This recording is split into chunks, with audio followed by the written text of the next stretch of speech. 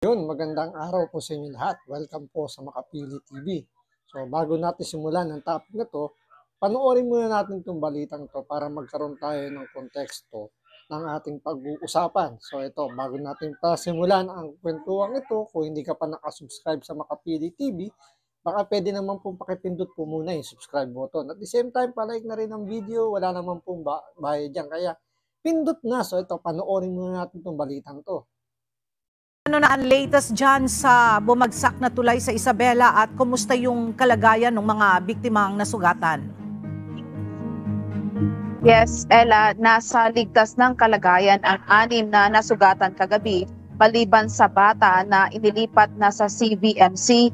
Isinugod ang 5 sugatan sa Milagros Albano District Hospital sa Cabagan. Samantala, ang sinasabi naman na tumakas ang driver at pahinanti ng dump truck na ngayon ay hindi pa ma-account ng Cabagan Police Station. Ayon sa kagawaran, ang surge span sa bahagi ng Cabagan ang nag-collapse at mayroon itong haba na 60 meters. Ito ay gumuho ng dumaan nila ang 2 dump truck na naglalaman ng boulders na may bigat na 102 tonelada. Dahil dito, batay sa inisyal na report na damay sa pagbagsak ng tulay, ang isang malaking truck, 2 SUV at isang motorsiklo na nagresulta sa pagkasugat ng 6 na individual. Ipinaliwanag naman ng kagawaran na November 2014 sinimulan ang konstruksyon ng tulay at February 1, 2025 lamang ito natapos, kung saan ang kabuang proyekto mula sa tulay at approaches nito ay pinondohan ng higit 1.2 billion pesos.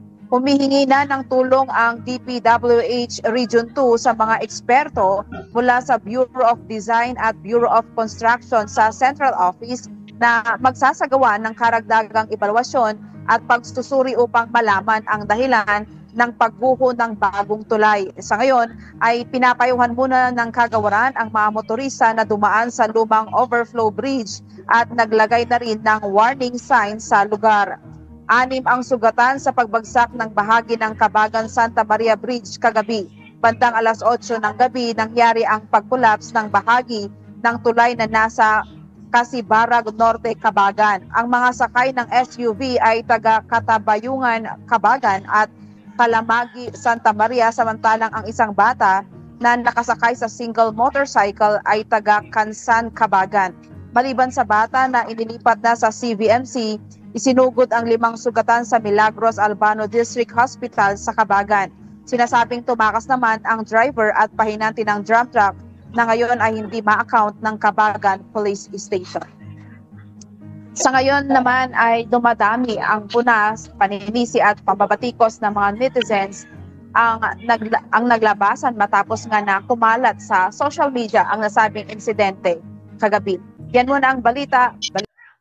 So yun, dahil sa balitan to, kagagawa lang po ng tulay na to at ito panahon pa ni Pinoy nagsimulan. So 2014, sinimulan yan sa panahon ni Pinoy, pinondohan ng administrasyon ni Pinoy, and then dumaan sa administrasyon ni Pangulong Duterte at natapos sa administrasyon ni Bongbong Marcos.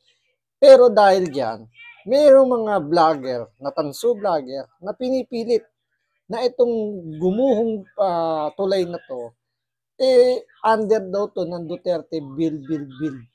Diba? Yan yung naging slogan ni Pangulong Duterte, build, build, build.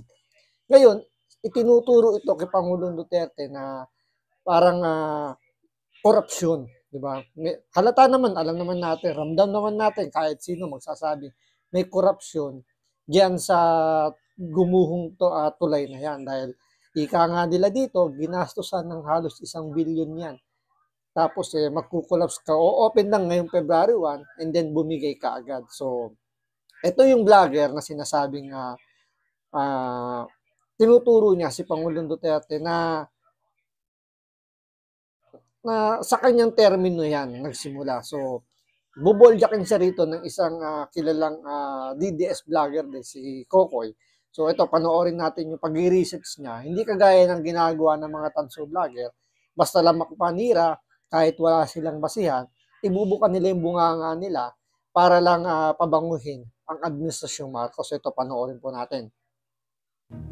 Ayon kay Benji Contreras, na kilalang Marcos loyalist, ang Kabagan Santa Maria Bridge daw sa Isabela na nag-collapse kamakailan lang ay one of the projects of Duterte's Build at one of the Digong's legacies of corruption. Yes, ang tulay na to na katatapos lang ng konstruksyon ngayong taon ay bumagsak agad kagabi lang.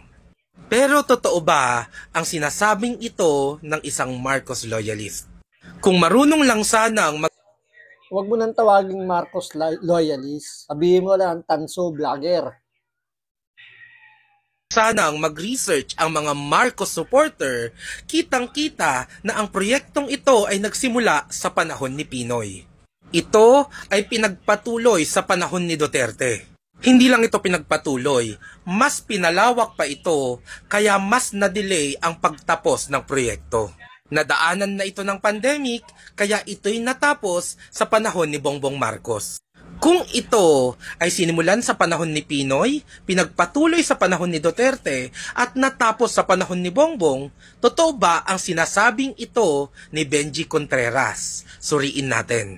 Dahil nga sa ilang mga problema, lalo na at dumaan ito sa napakaraming taon dahil sa pandemya, ay kinailangan nitong pondohan uli sa panahon ni Bongbong Marcos. Noong May 24, 2023, ito ay pinondohan ulit ng 274.8 million pesos. Para saan? For retrofitting or strengthening the bridge. Meaning, para masiguradong matibay at hindi babagsak agad ang ginagawang tulay na nadaanan na ng panahon, pinondohan ulit natin to ng limpak-limpak ng milyong-milyong pera sa panahon. So, proyekto po ito ng DPWH. So, DPWH na naman. So, what do you expect? Yung flood control project nga na iniyabang ni Pangulong Bongbong Marcos, hindi nga madepensahan. At ipinagtanggol pa niya yung DPWH na alam naman natin na mayroong korupsyon doon dahil nga instead na makatulong yung flood control project, ay lalo pang binaha ang buong Metro Manila. Ngayon, dito sa tulay na to, ang nagpondo uli o ang proyektong ito ay under po ng DPWH. So, pinondohan uli ito ng DPWH.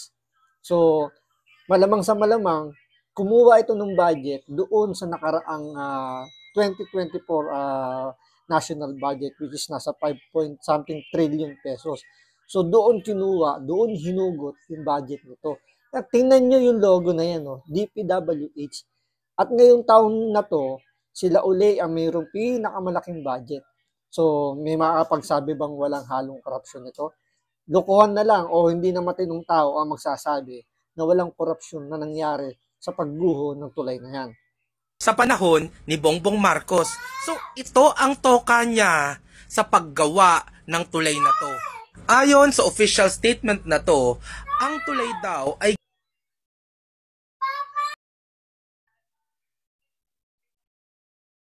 ginawa noong November 2014 at natapos ng February 1, 2025. Ibig sabihin, sigurado na ang administrasyon na to na tapos na at matibay na ang tulay na ginagawa. Ilang beses pa nga itong pinagyabang ng Marcos administration.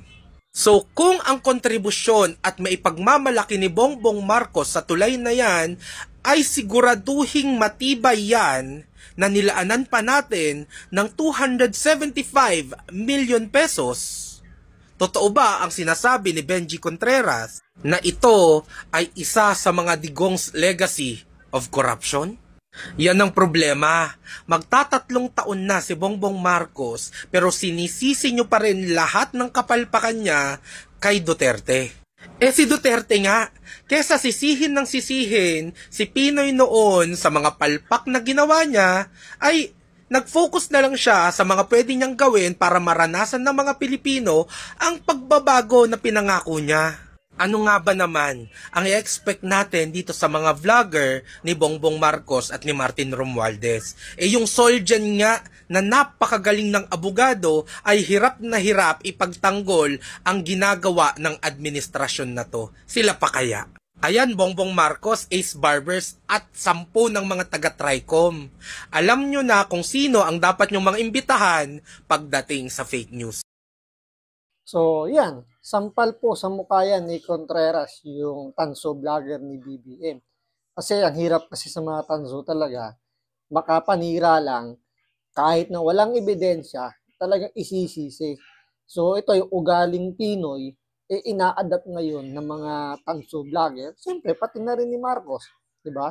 Kailan ba sila hindi nanisi sa mga nangyayari o sa mga kanilang mga problema kinakaharap ngayon, di ba? Tanging si Pangulong Duterte lang yung hindi na nanisi. Ang sa kanya gawan na kagad ng solusyon yung mga problema. Tulad yung sa MRT, yung tanimbala, di ba? Ganyan ang Pangulong Duterte, hindi kagaya ng administrasyon na ngayon na puro na lang sisi kaya ginagaya ng kanyang mga tanso vlogger. So maraming salamat sa panonood. Ingat po kayo lagi. God bless.